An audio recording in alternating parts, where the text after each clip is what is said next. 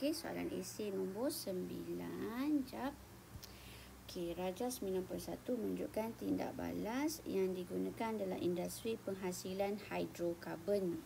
Okey, yang lebih kecil daripada hidrokarbon rantai panjang. Maksudnya, daripada molekul hidrokarbon rantai panjang, kita menghasilkan hidrokarbon yang lebih kecil. Okey, so daripada C7H16, melalui proses ni kita dapat C2H4 dengan hidrokarbon Q. Okey. So bila macam ni, maksudnya daripada satu hidrokarbon yang panjang kepada satu hidrokarbon yang kecil, nama prosesnya adalah proses peretakan. Kalau tengok cerita Boboiboy ada retaka tu kan. Inilah peretakan. Peretakan tu maksudnya daripada molekul berantai panjang. Contohlah kalau benda tu ada panjang macam ni, so dia akan crack. Ni yang kata peretakan. Daripada molekul berantai panjang, dia akan potong kepada molekul berantai kecil lah. So kalau macam ni, asal kita ada C7H16. Okay, selepas melalui proses peretakan, yang satu bahan yang pertama kita dapat C2H4. So yang hidrokarbon Q ni berapa? So kita kira je lah baki. Dekat sini karbon kita ada 7 kan. Dekat sini ada 2. Maksudnya baki lagi kita ada C5.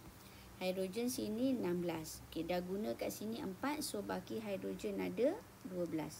Macam tu lah. Jadi hasil tambah 2 ni mesti dapat balik bilangan yang asal. Macam tu. Okay. So kita boleh kembang lagi. Bukanlah kembang, mesti kita boleh bedah lagi.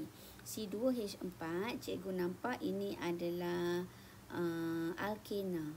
Kenapa alkena? Sebab kita hafal kumpulan berfungsi dia. Formula am dia adalah CnH2n. So kalau kita ingat CnH2n untuk alkena, so kalau n tu 2n maksudnya 2 kali 2 4. So ini adalah alkena lah. Okay, kalau yang ini kita boleh nampak dia adalah CnH2n tambah 2. Maksudnya bila n kita 5, kan n kita 5, 2 kali n, 2 kali 5 10. 10 tambah 2 12. So ini pula adalah untuk alkana. Macam tu. Okay. Alright, lepas tu bolehlah kalau kita nak ulang kaji sikit, kita cikgu bedah sikit dulu Kalau siri homolog, okey, siri homolog kita ada alkana, kita ada alkena. Kejap, tengok volume. Okey, lepas tu kita ada alkohol. Salah. Sebelum alkohol kita ada satu lagi. Lupa. Alkuna. Kita ada alkuna, kita ada alkohol, kita ada asid karboksilik. Lepas tu kita ada ester. Itu adalah siri homolog. So kalau dia tanya siri homolog, itulah dia. Alkana, alkena, alkuna, alkohol, asid karboksilik, ester. Okey. Daripada siri homolog kita boleh tahu dia punya kumpulan berfungsi dulu. Okey, kumpulan berfungsi. Okey. Kumpulan berfungsi ni macam trademark lah. Macam mana kita tahu benda tu alkena? Sebab kita nampak dia ada ikatan ganda 2, double bond. Kenapa kita tahu dia adalah alkohol? Sebab kita nampak ada OH kat situ. Itu kumpulan berfungsi. Trademark dia. So bila alkana, C single bond C. Okay, ataupun mengejalah ikatan tunggal. Cikgu tulis jugalah. Ikatan tunggal antara atom-atom karbon. Kalau alkena, ikat double bond, ikatan ganda 2 antara atom-atom karbon. Kalau alkuna, ikatan ganda 3 antara atom karbon. Okey, kalau alkohol, OH ataupun hidroksil asid karboksilik, COOH ataupun karboksil ester, COO- ataupun karboksilat. Ini adalah dia punya kumpulan berfungsi. So bila dia minta kumpulan berfungsi, kita boleh bagi formula ataupun kita boleh bagi dalam bentuk ayat lah. Macam tu. Okey, lepas kumpulan berfungsi kita ada formula am. Okey, formula CnH2n plus 2. Alkena CnH2n. Alkuna CnH2n minus 2. Alkohol CnH2n plus 1. COOH. Salah. Alkohol kan?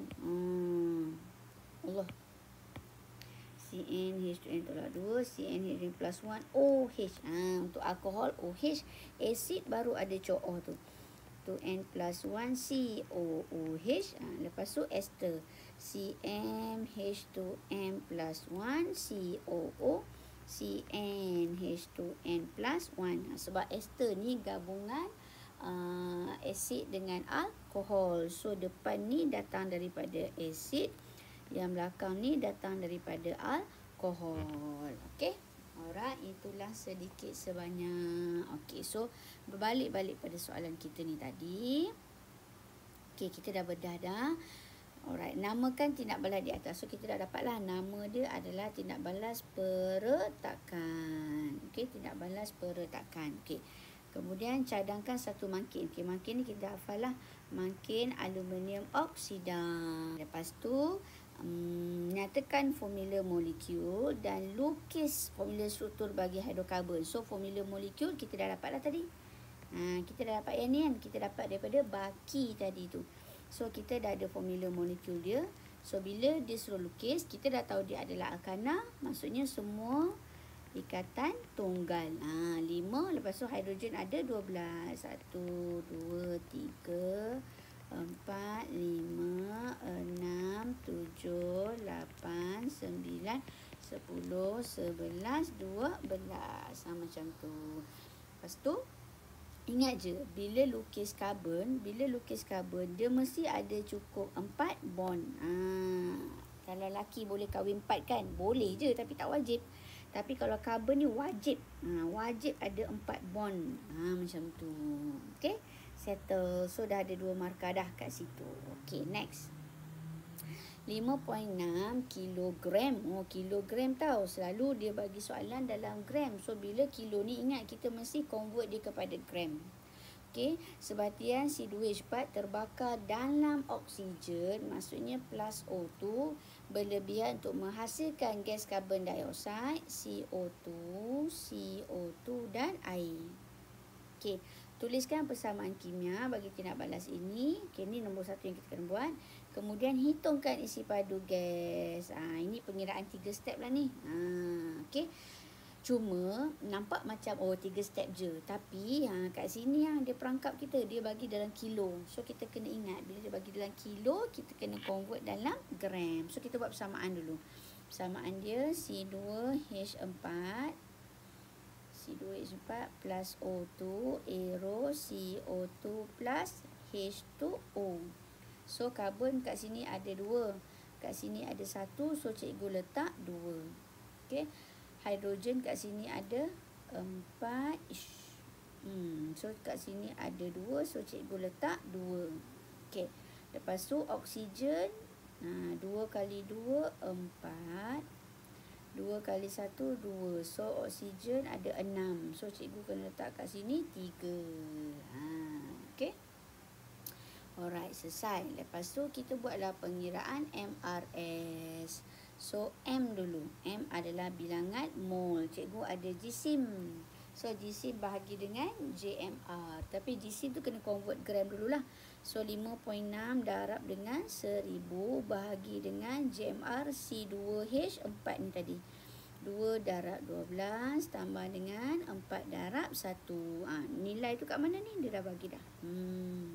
Okey. So tekan kalkulator, cikgu dapat 200 mol. Okey, lepas M adalah R. R adalah ratio. MRS. R adalah ratio. Ratio antara siapa? Cikgu ada bilangan mol untuk C2H4. Soalan minta untuk CO2. So ratio kita antara 2 tu lah. So 1 mol C2H4 nisbah 2 mol CO2. Bila ratio barisan pertama mesti dapat daripada persamaan kita ni lah. Kenapa? Kenapa 1 mol? Sebab dekat depan ni tak ada nombor, so maksudnya 1. Kenapa 2? Sebab dekat depan ni ada 2. Okay, ini persamaan kata. Persamaan kata 1 mol nisbah 2 mol. Tapi kita tak ada 1 mol, kita ada 200 mol. C2H4, so belah sana kita dapat 400 mol CO2. Okay, so settle. Lepas tu barulah step S, solve problem. So kita nak isi padu. Bila isi padu maksudnya bilangan mol darab dengan isi padu molar. So 400 yang kita dapat tadilah bawa ke bawah. 400 darab dengan isi padu molar, dia dah bagi kat sini 24.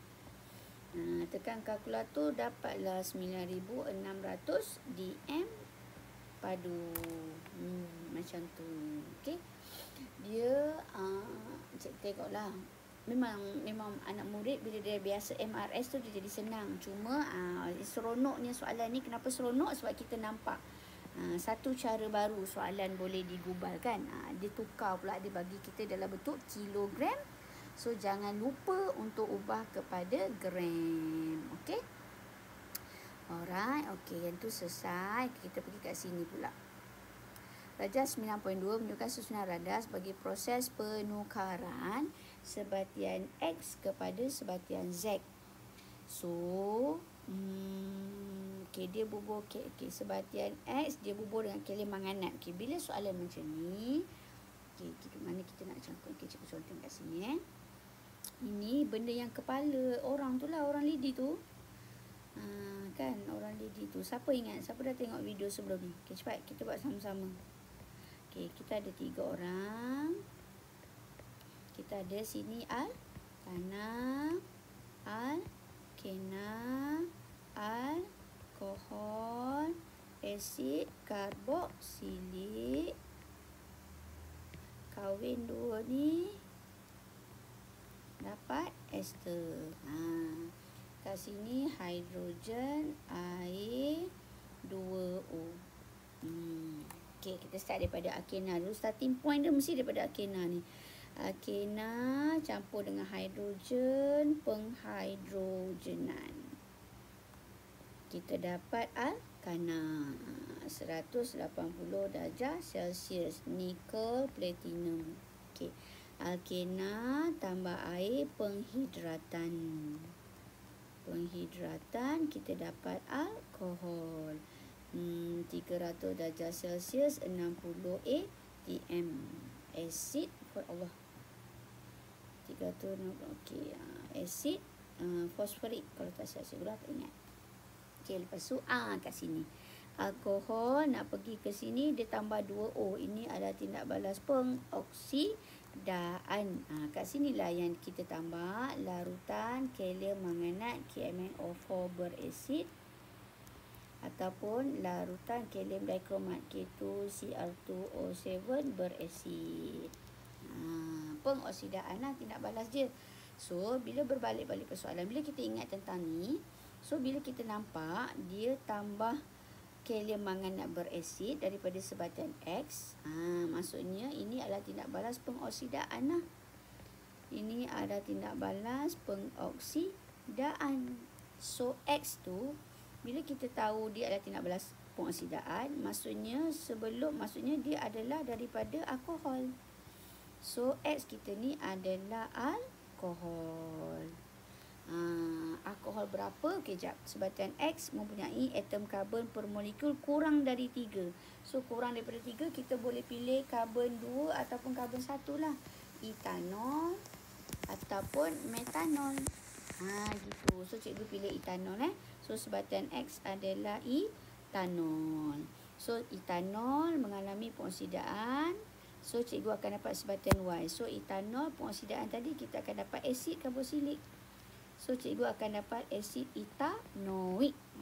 Sebab cikgu guna etanol. Kalau cikgu guna metanol, cikgu akan dapat asid metanoik. Okey.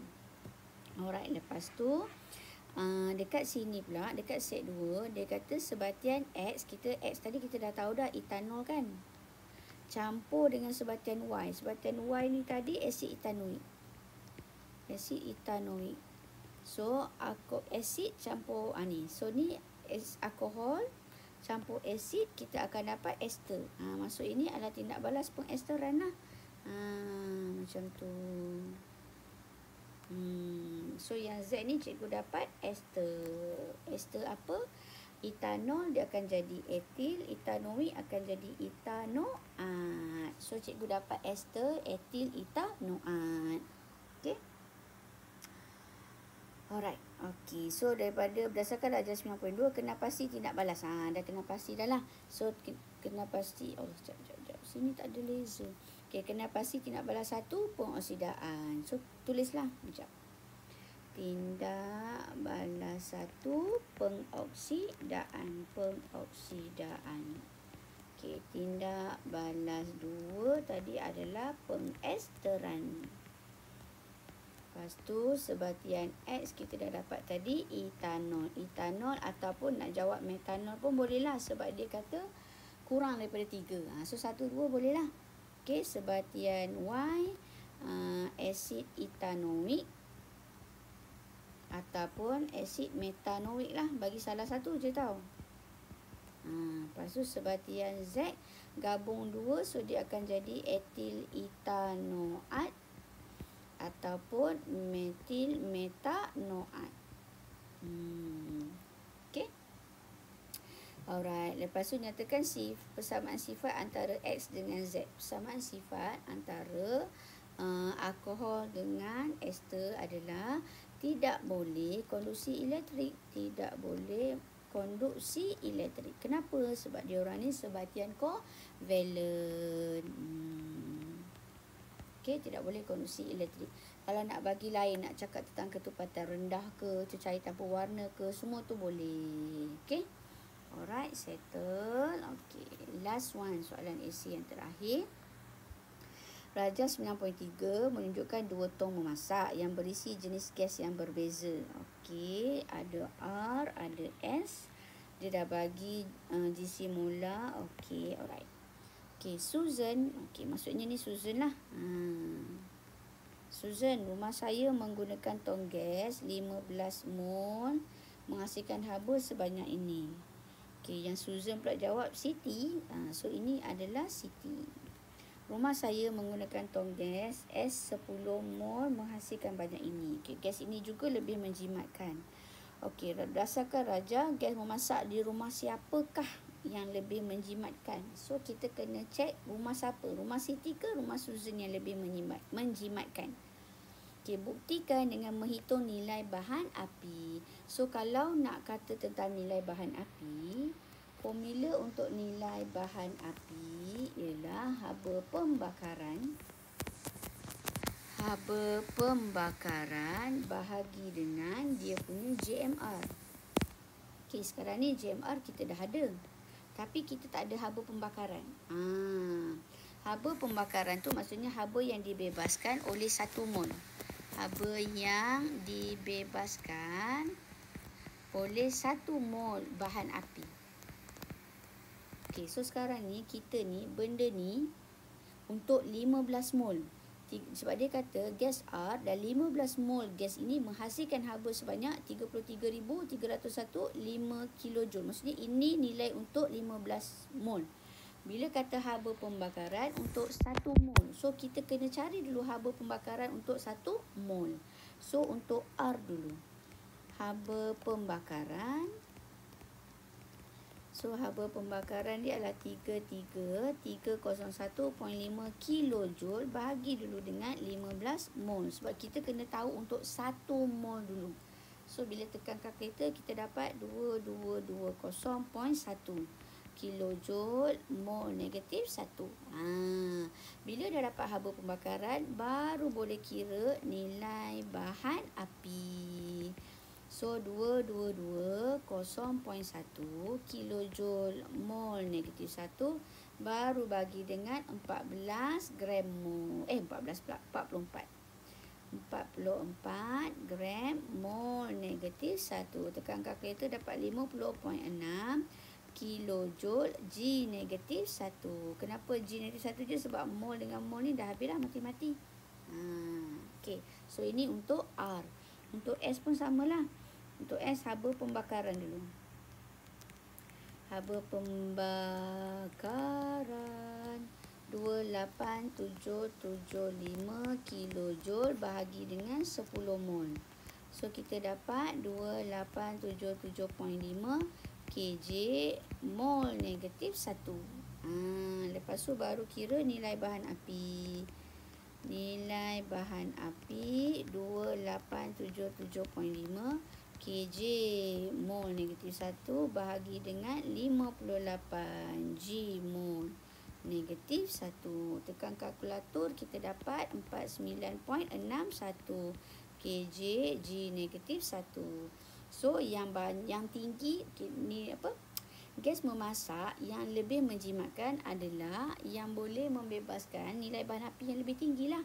So R lah. So dia tanya, kita jangan jawab nilai bahan api R tau, salah. Sebab apa? Sebab dia tanya gas memasak di rumah siapa. Dia tanya rumah siapa. So rumah Siti ke rumah Susan? So R ni adalah rumah Siti. So jawapan dia adalah Siti. Ataupun rumah Siti, gas memasak di rumah Siti. Macam tu.